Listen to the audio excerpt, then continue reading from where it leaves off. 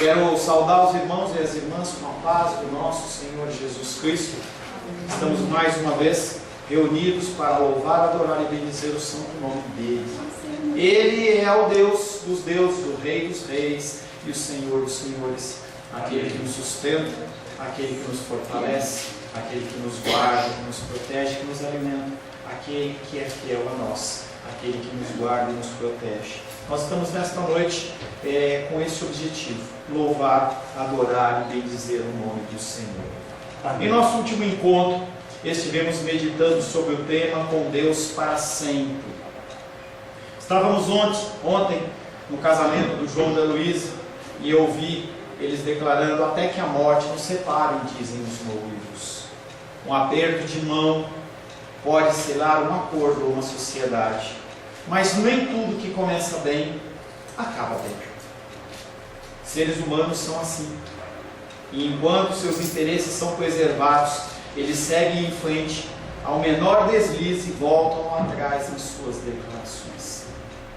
O versículo que ficou da semana passada foi João capítulo 8, verso 29, que diz: aquele que me enviou está comigo, não me deixou sozinho, porque eu faço sempre o que lhe agrada. Com Deus para sempre, a palavra da semana passada teve como propósito nos lembrar que Deus não é como nós. Pelo contrário, Ele, como Criador, Ele nunca nos abandona. Ele é o fiel de todos os seres, não há outro fiel. A noite mais escura, a dor mais intensa ou o maior problema não indica abandono da parte dele, mas a sua eterna presença nos ajudando a suportar e a crescer. Ele é fiel, independentemente de nós, e nos promete estar conosco a todo tempo e em qualquer situação. Como é bom ser filho de Deus. A palavra de Deus tem como título hoje: Jesus não procura admiradores, mas Ele procura seguidores. Muitos admiram Jesus, poucos querem segui-lo. Quero convidar você a abrir a palavra de Deus no Evangelho de João.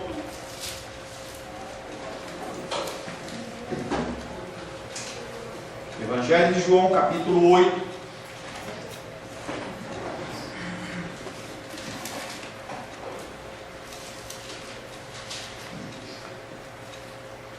Nós vamos ler a partir do verso 28.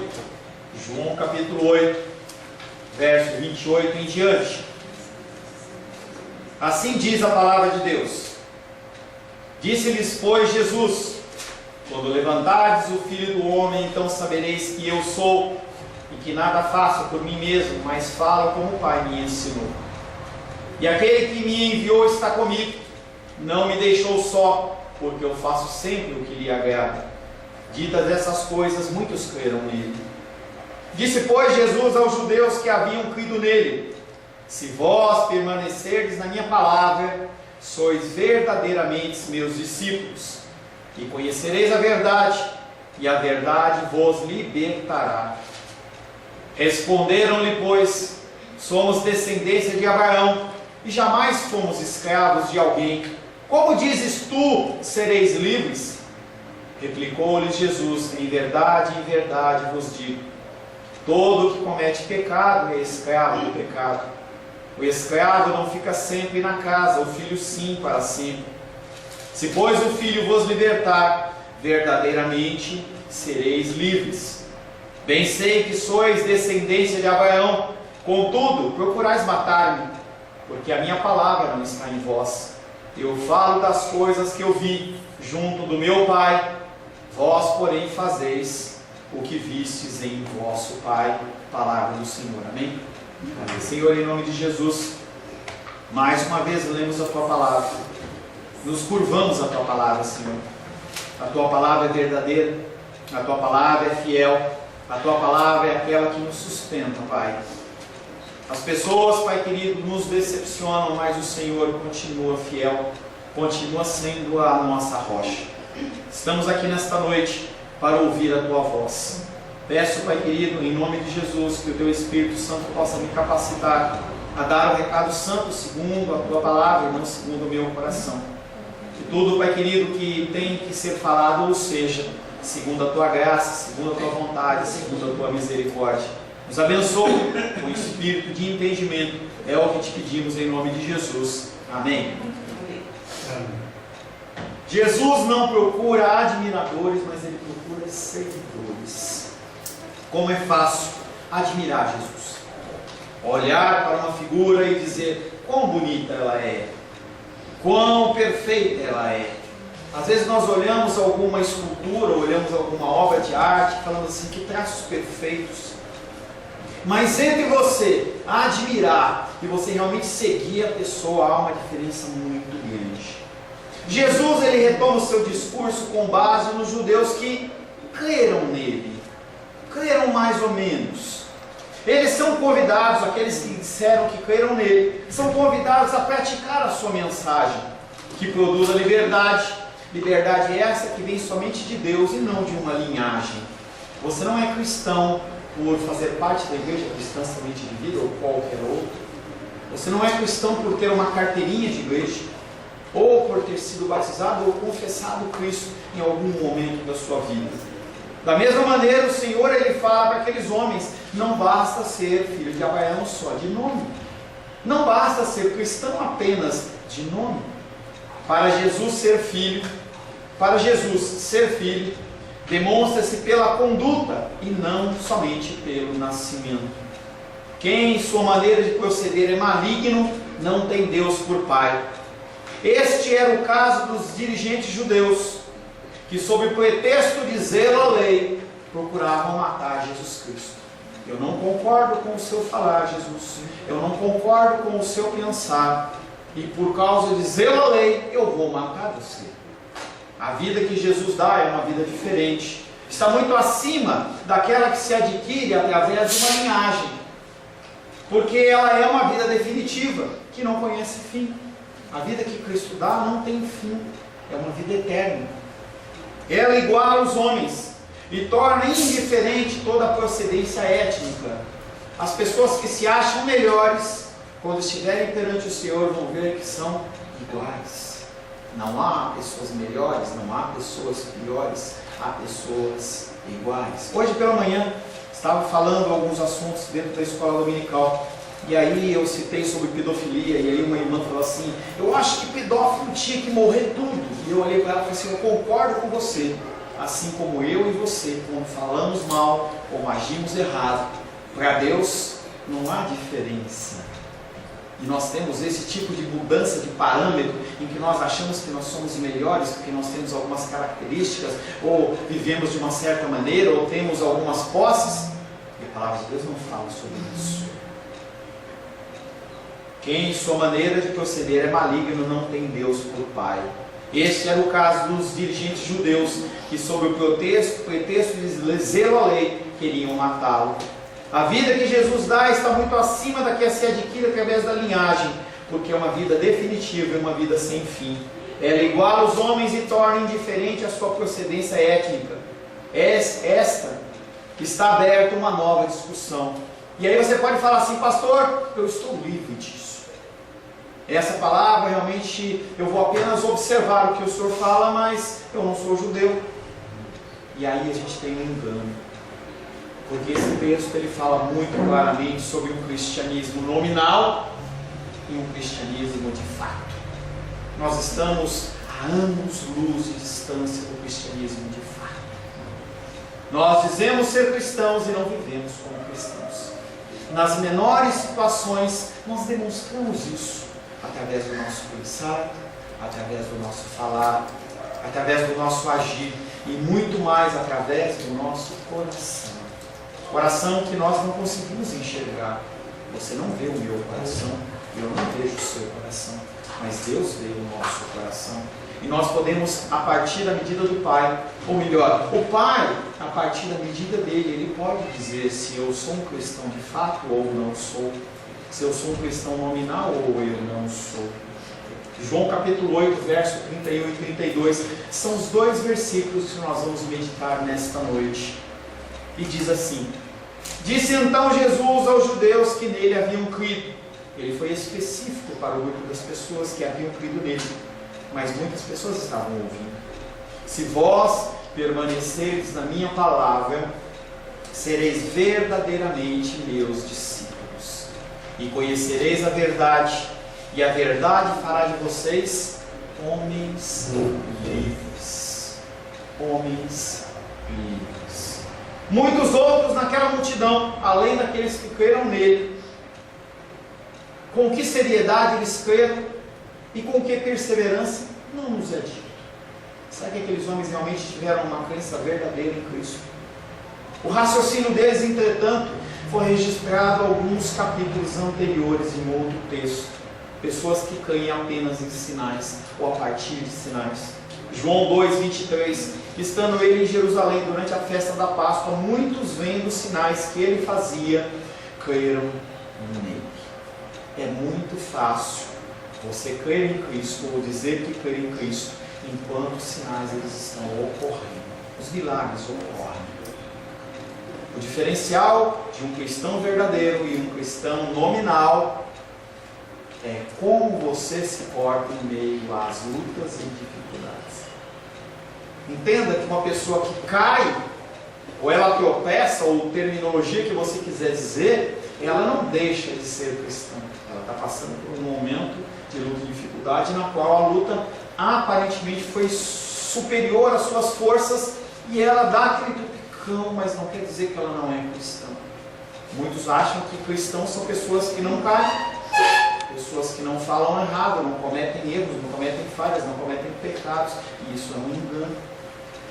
Muitos outros da multidão creram nele, com que seriedade e com perseverança não nos é dito.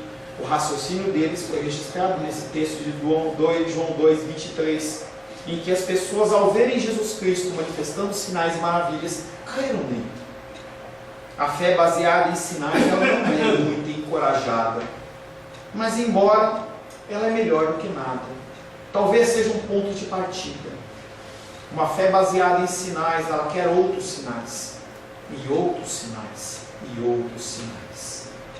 Igrejas que são pautadas em testemunhos, em experiências, elas vivem à base de sinais e maravilhas. Se eu não ver o milagre acontecendo todo dia, toda hora, eu não acredito, eu não creio. João capítulo 10, versos 37 e 38 diz: se não faço as obras do meu Pai, não me acrediteis, mas se faço e não me credes, crede nas obras, para que possais saber e compreender que o Pai está em mim e eu estou no Pai. Jesus está falando assim, não é o ideal, mas é um começo. Talvez seja o início, do início da sua crença, o início da sua fé, mas ela não é ideal, porque não tem raízes. Nós vivemos nesse período, um período em que não está sendo muito falado na nossa igreja. Se o senhor assim permitir, eu vou falar um pouco mais sobre a reforma protestante que fazem 500 anos, nesse ano de 2017. 500 anos atrás se inicia todo um processo de luta, em que ele é marcado por um ponto especial histórico, em que Martinho Lutero, um clérigo da igreja, ele começa a observar uma série de comportamentos, e ele discorda, e ele redige algumas teses e coloca na porta da igreja onde ele congregava, uma igreja grande. E a partir dali se teve o nome de reforma protestante, mas era algo que já tinha levado para a morte muitos cristãos fiéis. E a partir daquele momento as pessoas começam a discutir o que é ser protestante, o que é essas normas, o que é, como fazer e como agir. E através de reuniões de homens de Deus, eles chegam à conclusão de que 5 pontos são importantes. E eles chamam esses 5 pontos de 5 solas, ou 5 bases, 5 estruturas, 5 pontos principais. O primeiro é sola fide, que fala somente a fé.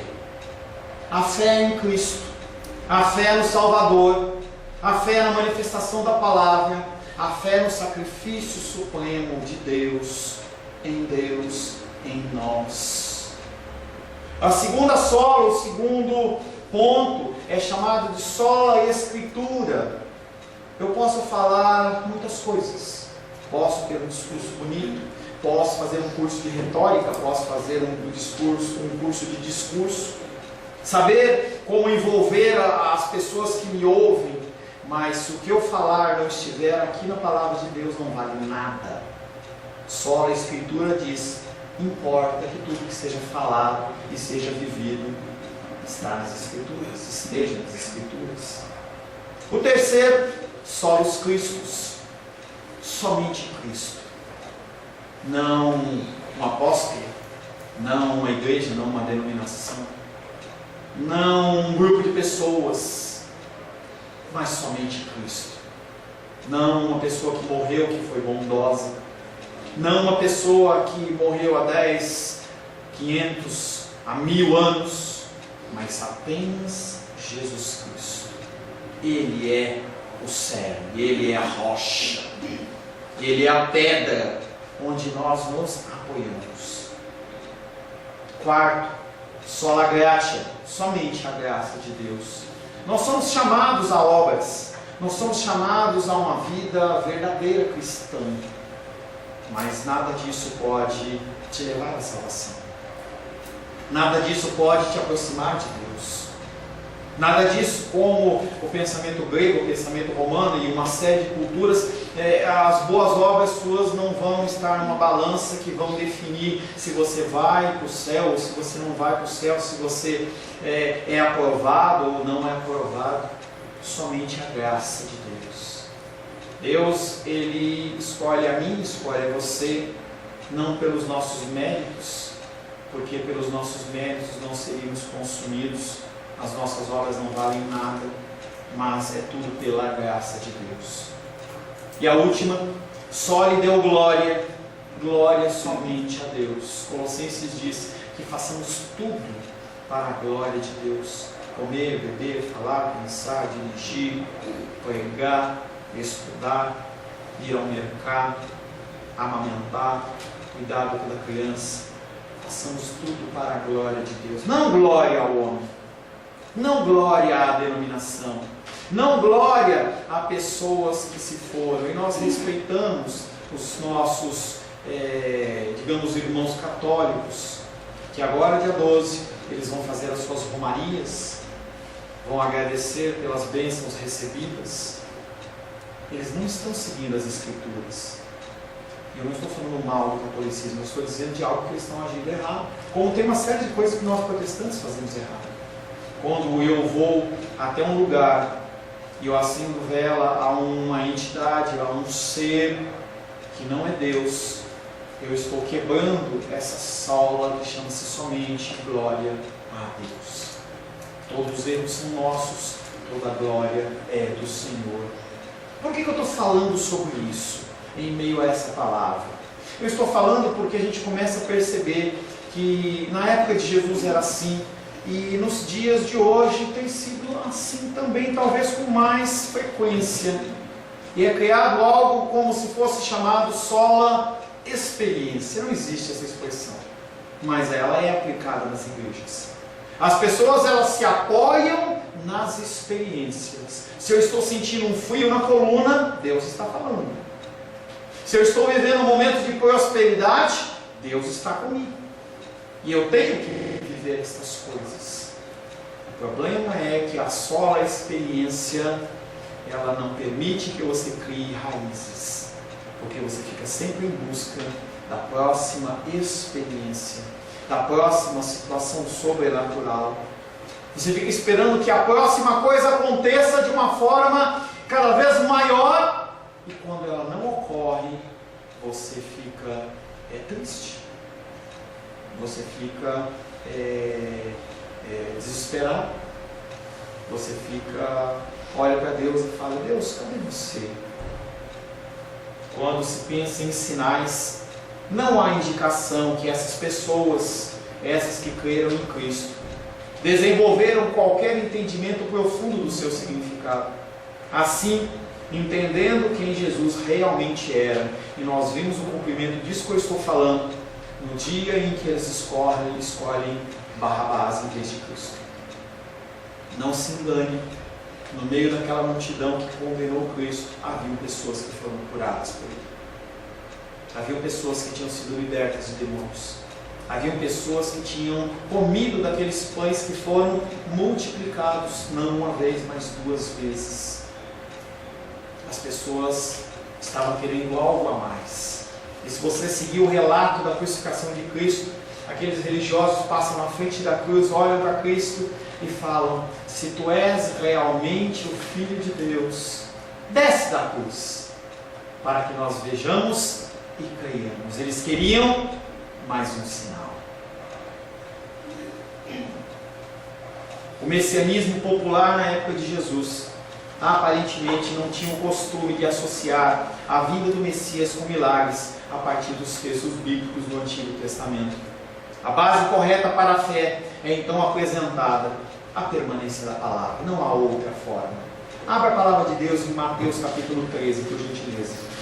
Eu não projetei isso tudo. Mateus capítulo 13. Nós vamos ler do verso 1 ao 9.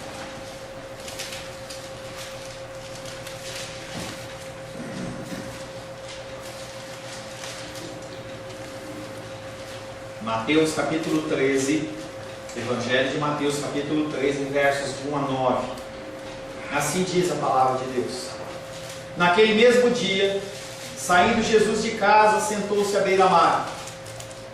E grandes multidões se reuniram perto dele, de modo que entrou num barco e se assentou, e toda a multidão estava em pé na praia. E de muitas outras coisas lhes falou por parábolas e dizia: eis que o semeador saiu a semear. E ao semear, uma parte caiu à beira do caminho, e vindo as aves a comerem. Outra parte caiu em solo rochoso, onde a terra era pouca, e logo nasceu, visto não ser profunda a terra. Saindo, porém, o sol a queimou, e porque não tinha raiz, se secou. Outra caiu entre espinhos, e os espinhos cresceram e a sufocaram. Outra, enfim, caiu em boa terra, e deu fruto, a 100, a 60 e a 30 por um. Quem tem ouvidos, ouça. O que o Senhor está falando na parábola do semeador é: há cristãos verdadeiros e há cristãos apenas nominais. É o mesmo texto, é o mesmo material, é o mesmo relato que ele está fazendo junto a aqueles homens. Aqui Cristo nos adverte que não é suficiente que alguém tenha tido um bom começo. É importante que você tenha tido um bom começo, mas não é suficiente. E ele adverte aqueles homens que eles têm que ir até o fim, mostrando frutos, mostrando o resultado da sua fé. Por essa razão, ele exorta aqueles homens à perseverança na fé, aos que tiverem provado a sua doutrina. Mas como perseverar se a semente deles caiu em terra rochosa? Se a semente deles caiu entre espinhos? Se a semente deles caiu ao redor do caminho? Jesus Cristo, nesse texto de João, capítulo 8, verso 31 e 32, ele diz: ouviu a sã doutrina, persevere. Perseverou segundo a sã doutrina, mude. Mudou segundo a sã doutrina, ouça mais, persevere mais e mude mais. Ao dizer que os que se firmam solidamente em sua palavra, ao ponto de permanecerem nele, verdadeiramente serão seus discípulos, ele quer dizer que muitos professam ser seus discípulos e, no entanto, não são realmente, e não têm o direito de serem considerados como tais. Cristãos nominais, cristãos praticantes. Tiago capítulo 2, verso 26 diz: porque assim como o corpo sem espírito ele é morto, assim também a fé sem obras ela é morta. Quando nós não fazemos nada, nossa fé ela é morta. Jesus distingue seus seguidores dos hipócritas por meio de uma marca. Aqueles que se vangloriam da sua fé desistiam assim, que ingressavam no caminho. Os crentes, porém, perseveram constantemente até o fim. Marcos capítulo 10, verso 21 e 22. E Jesus, fitando-o, amou e disse: só há uma coisa que te falta, vai, vende tudo o que tens e dá aos pobres, e terás um tesouro no céu. Então vem e segue-me. Ele, porém, contrariado com esta palavra, retirou-se triste, porque era dono de muitas propriedades. As propriedades dele eram maiores do que a crença e o amor na doutrina do Senhor. Um cristão nominal não estava disposto a entregar tudo. João capítulo 6, versos 66 a 69 diz: à vista disso, muitos dos seus discípulos o abandonaram e já não andavam com ele. Então perguntou Jesus aos 12: porventura quereis também vós outros retirar-vos? Jesus tinha dado um discurso duro àqueles homens, aquelas pessoas que estavam ouvindo.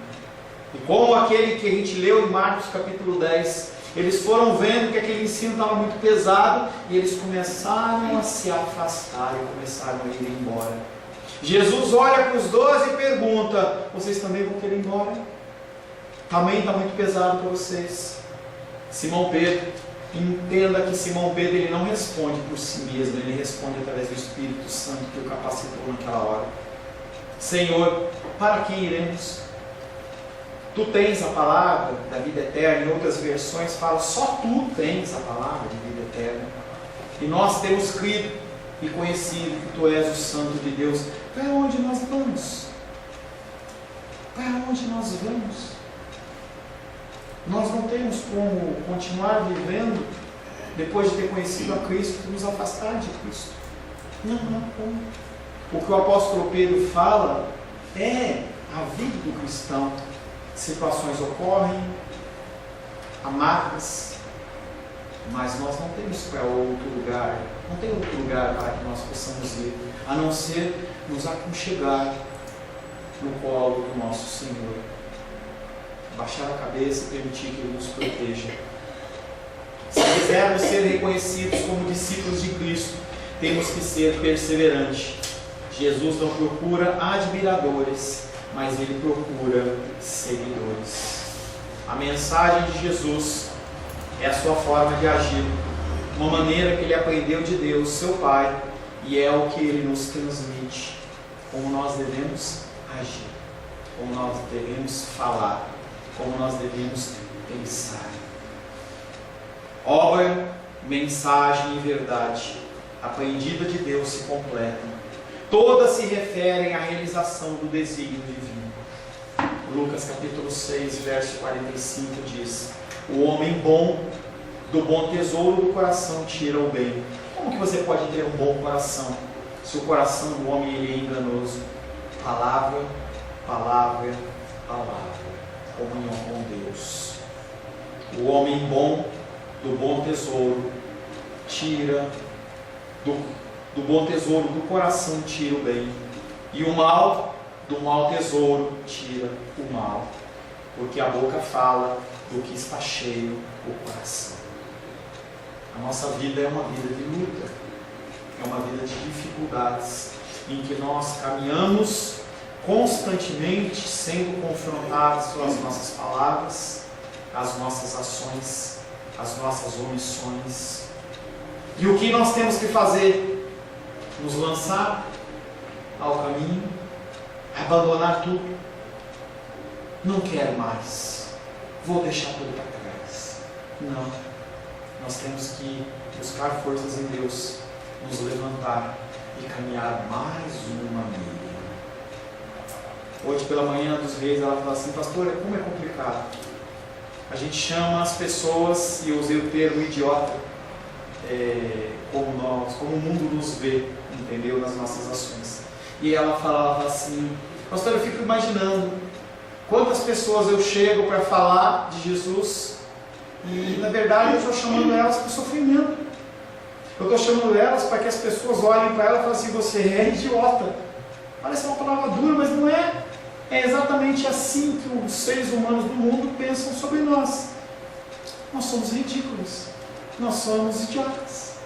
Nós somos pessoas fanáticas, radicais, que não sabemos ou não temos outro tipo de ação, não temos outro lugar para estar no domingo às 20 horas. Eu não tenho outro lugar, então eu vou para a igreja. Sempre foi o pensamento do ser humano. Tem um ditado que diz que a religião é a ópio do povo, dizendo que na época da China, em especial, as pessoas que consumiam ópio eram pessoas que tinham um pouco mais de dinheiro, mas as pessoas que não tinham, elas ficavam em situações, em entretenimentos baixos, chulos. E as pessoas do mundo olham para nós desta maneira. O homem bom, do bom tesouro do coração tira o bem, e o mal do mau tesouro tira o mal, porque a boca fala do que está cheio do coração. Jesus é quem imprime a sua palavra em nossos corações por meio do seu Espírito. E é Ele quem diariamente dissipa das nossas mentes as nuvens de ignorância que obscurecem o Evangelho. A impressão no nosso coração da palavra de Deus, ela não ocorre por mim, mas ocorre por Ele. Ele é quem imprime. E em meio às lutas e dificuldades que as nossas vidas vão passando, nós começamos a enxergar de uma maneira confusa. Já falei para vocês que a minha visão está começando a dar sinais de cansaço. E eu vou ter que mandar fazer um óculos, não vai ter jeito. Cada vez mais tem ficado difícil. Estava estudando ontem, sexta-feira à noite, e eu parei, eu falei assim, não estou conseguindo mais enxergar, está ficando difícil. Na nossa vida, isso também ocorre na nossa vida espiritual. Conforme nós vamos andando, e a vida ela nos golpeia, nós começamos a ficar olhando para o Evangelho de uma maneira como se fosse meio esfumaçada, meio enuviada. Nós mudamos o foco, nós mudamos o entendimento, mas também é o Senhor Jesus Cristo que limpa essa nuvem e nos dá novamente o entendimento correto e pega-nos daquele lugar que nós estávamos nos desviando e fala assim, não filho, não filha, o lugar certo é aqui. A fim de que a verdade nos seja revelada, devemos lutar para ter sempre conosco. 1 Timóteo capítulo 6, verso 12, nós lemos hoje pela manhã como abertura do combate. Dentro de santidade, o próximo tema que nós vamos trabalhar é esse combate, essa luta. Uma luta que nós lutamos todos os dias, em várias situações. Apóstolo Paulo manda uma carta, a primeira carta a Timóteo, porque ele percebe que Timóteo está vacilante na sua fé. Timóteo, que andou anos com ele, Timóteo, que era pastor da igreja de Éfeso, se sentia fraco, vacilante.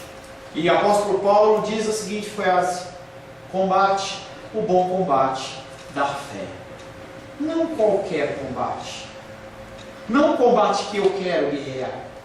Não o combate que eu acho que eu tenho que guerrear, mas o combate que o Senhor define que eu esteja guerreando.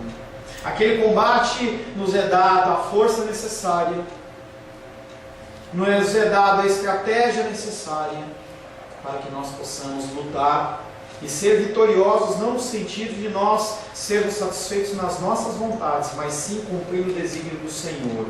E isso é difícil. O apóstolo Paulo olha para Timóteo e fala: combate o bom combate da fé. E aí ele fala: toma posse da vida eterna. Não toma posse dos nossos irmãos pentecostais, toma posse da chave. Não é isso que eu estou falando.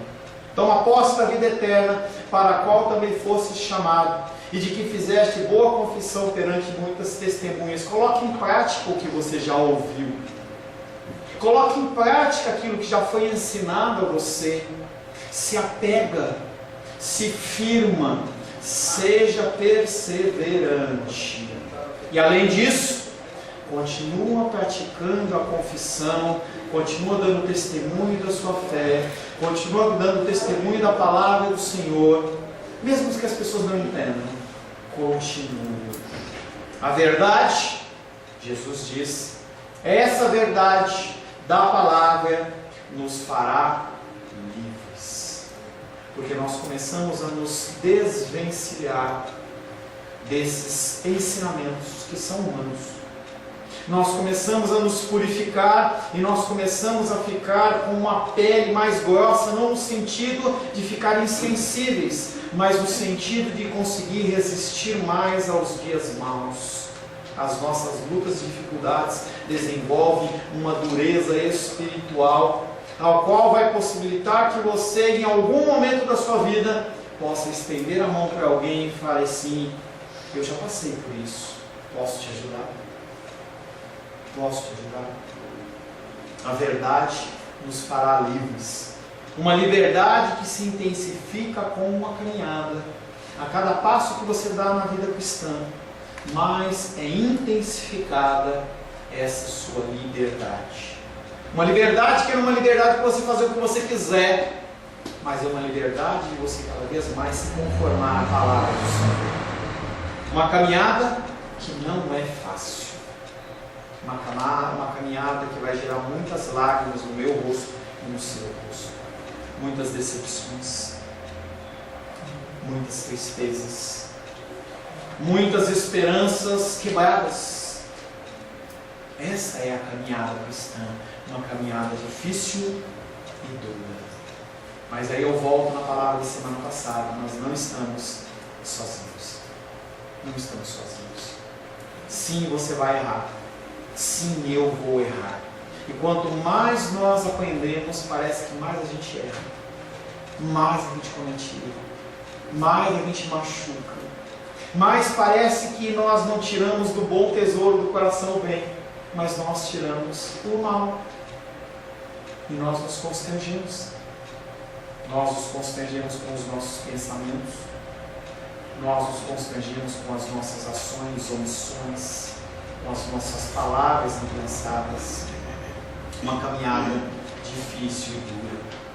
Uma coisa é certa, eu vou errar.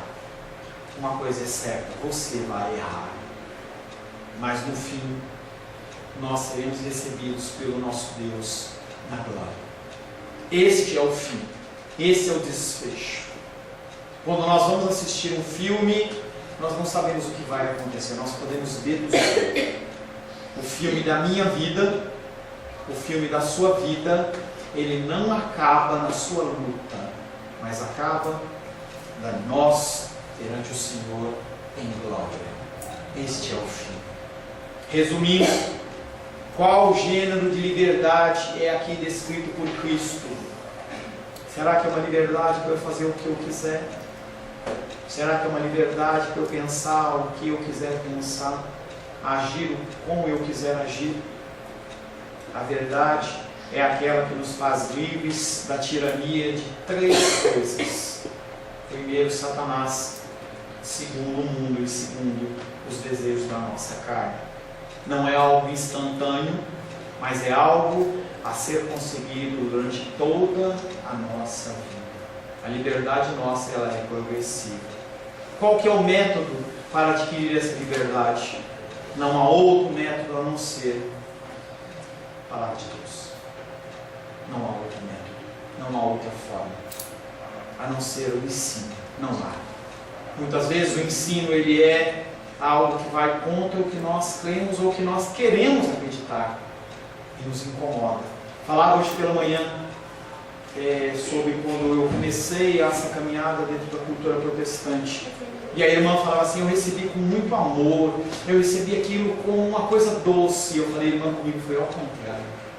Passei 4, 5 meses, pelo menos, xingando, brigando, porque eu não queria abrir mão do que eu sabia, do que eu conhecia. Mas o Senhor, na sua graça, Ele nos envolve. Ele tem um propósito nas nossas vidas.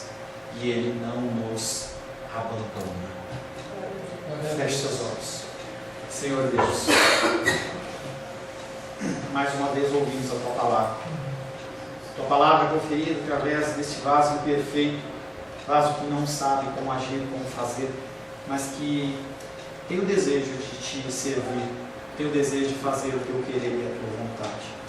Pai, nós estamos nesta noite, não para ouvir um discurso humano, mas para ouvir a Tua voz, para que o Senhor continue falando aos nossos corações, nos dando a certeza de que, independente da luta e da dificuldade, o Senhor está conosco. Se revela a nós, Pai. Muitas vezes, Pai querido, as dores que nos permeiam, Pai, são maiores e parece que nós vamos naufragar, parece que nós vamos afundar, Senhor. Nós precisamos, às vezes, que o Senhor manifeste através de uma ação, através de um milagre. Mas nós não queremos a nossa fé baseada apenas em experiências. Nós queremos tudo que o Senhor estiver destinado para nós, pedindo que o Senhor não nos abandone, que o Senhor nos segure pela mão, que o Senhor possa caminhar conosco. É o que te pedimos em nome de Jesus. Amém. Glória ao Senhor.